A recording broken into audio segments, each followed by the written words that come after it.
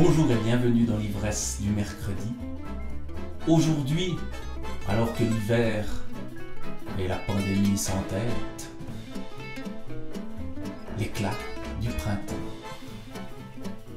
Une des 100 petites histoires cruelles de Corinna Bille. Printemps, précisément.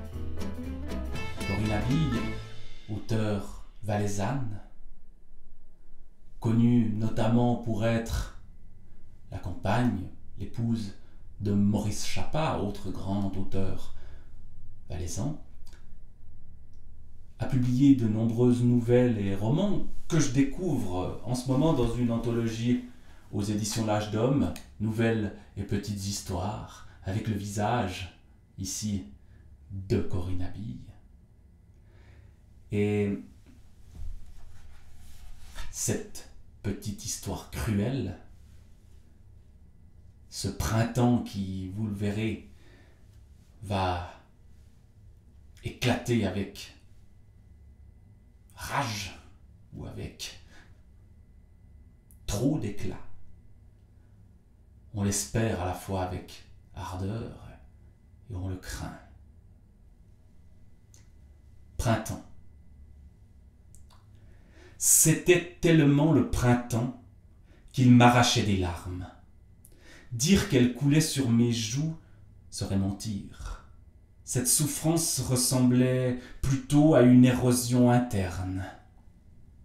D'abord m'avait frappé la force explosive, mais le précis dans l'éclat des fleurs d'abricotier. Puis je remarquai les petits globes fumants des cerisiers, durs comme des poings d'enfant. Les amandiers, déjà, se fanaient. Enfin, je vis les villages emportés par les flots de sperme des poiriers et leur odeur m'écœura. Mais le vert premier des feuilles, le vert de vie de la marée montante, effaçant la terre et le ciel, me fit à nouveau gémir.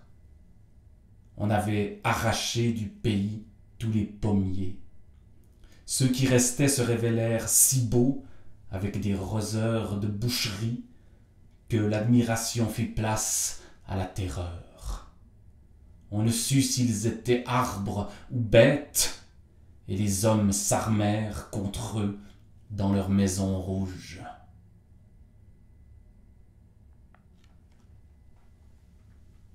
La cruauté du printemps, la terreur de la vie et de la beauté qui renaît.